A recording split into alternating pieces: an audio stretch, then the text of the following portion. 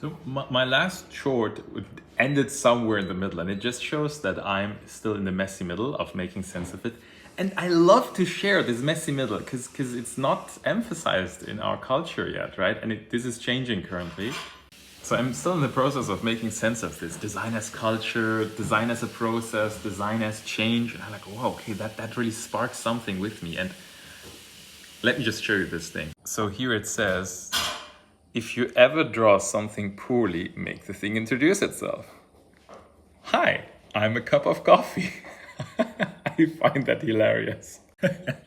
So, what the author in essence is stating, his main thesis is that low fidelity design is the answer to moving back up the value chain. And he says the actual thinking, it happens in low fidelity design. So when you use tools like Figma or Miro or other tools that have that start with this high fidelity where everything is nice and neat and clean, you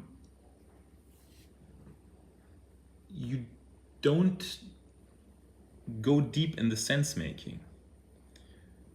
And let us have a look what's writing here. He says, citing the author, skipping the low fidelity stage means abandoning the best tool for making the case that they should be involved. And what he speaks about is saying that design currently is excluded from contributing to the process of organizations. So design is basically just, hey, you go to the design and you're like, hey, just make me a logo, just do the website, right? While not understanding that thinking about these things, thinking about, hey, how do we show ourselves outside? It's a conversation that it's like a process of sense making. I can only give the analogy of writing.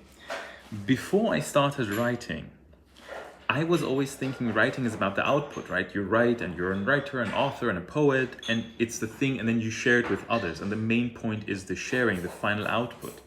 When I started writing, and I wrote about, like last year, I wrote more than 1 million words.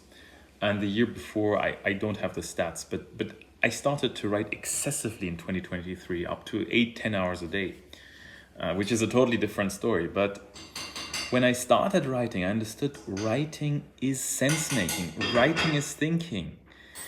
It's not about the output, it's about the process. And obviously we are in an output oriented or output focused culture. We never see the process. You go to the supermarket and you see the thing standing there. You don't see the process. And if you would see the process, you wouldn't buy lots of stuff that you see there.